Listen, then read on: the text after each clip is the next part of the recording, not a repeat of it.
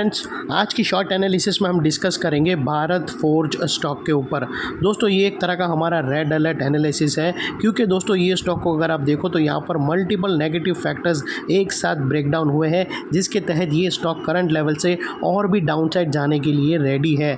सो वो लिहाज से दोस्तों, अगर किसी को फ्रेश बाइंग का इंटरेस्टेड हो तो दोस्तों वो अपने एडवाइज़र को पूछकर थोड़ा वेट कर सकता है, क्योंकि ये स्टॉक आपको करंट लेवल से और भी डाउनसाइड में अच्छे खासे लेवल पर मिलेगा।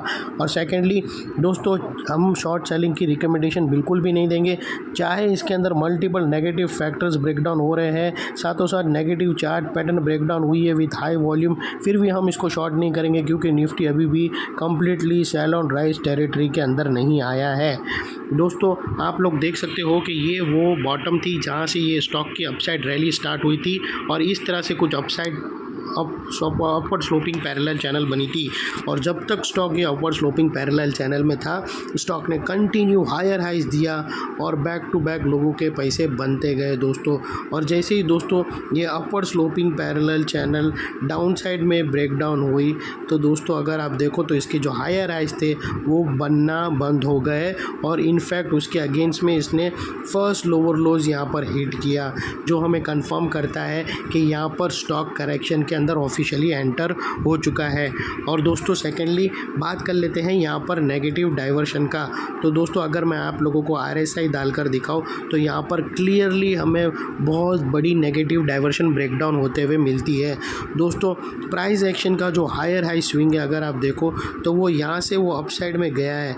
प्राइस के दोनों भी स्विंग हायर हाइज मारे दोस्तों, अगर आप देखो तो ये हायर हाइज लगा, लेकिन दोस्तों वही अगर आप RSI के देखो तो उसने हायर राइज नहीं मारा, बल्कि हायर से लोअर एंड पर चला गया।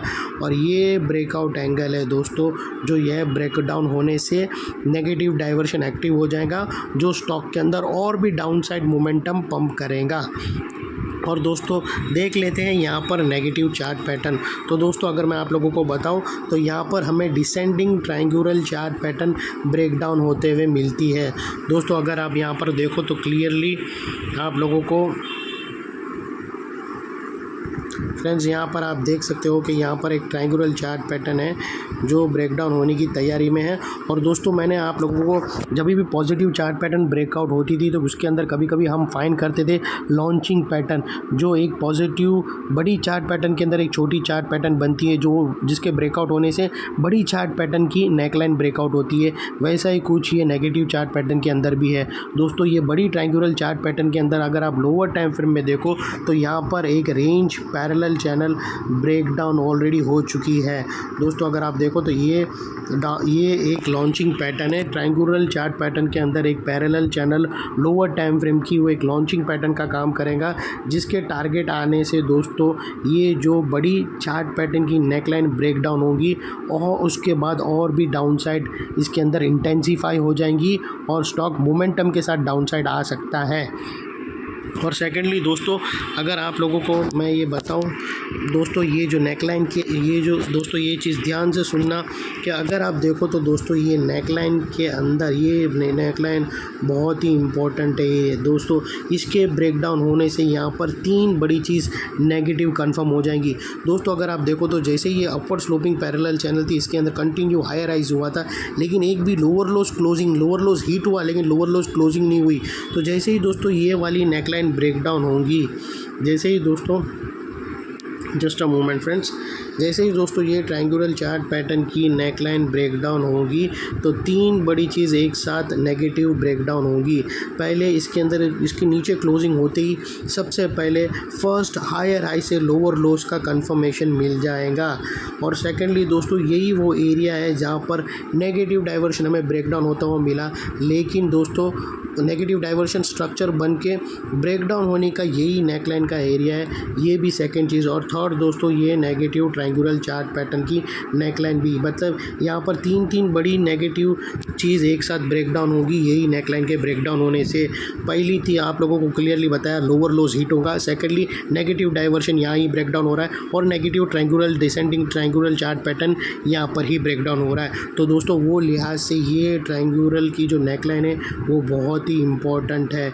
इसके ब्रेकडाउन होने से दबा दब नीचे आएगा, तो वो लिहाज से दोस्तों आप आप थोड़ा वेट कर लेना और शॉर्ट सेलिंग हम बिल्कुल भी नहीं करेंगे। उसके बाद दोस्तों बात कर लेते हैं टारगेट्स की। तो दोस्तों अगर आप देखो तो इसके टारगेट तकरीबन फिर ये स्टॉक के टारगेट 1325 से लेकर समवेयर अराउंड 1250 के आसपास आ सकता है और इसके बीच में कुछ सपोर्ट है, वो ये स्टॉक के आसपास बीच में जिसको हम ब्लू में कर देंगे, और ये स्टॉक के पास सपोर्ट लेकर वापस वो नेकलाइन पे एक बार बाउंस करने भी आ सकता है। यानी समझो कि ऐसा घूमकर नेकलाइन ब्रेकडाउन किया, यहाँ पर सपोर्ट लिया, RSI ओवरसोल्ड हो गया, फिर वापस अपसाइड जाएगा और नेकलाइन के पास फिर रेजिस्टेंस फेस करके टारगेट के तरफ आ सकता है। ऐसा मोमेंटम भी रहेगा।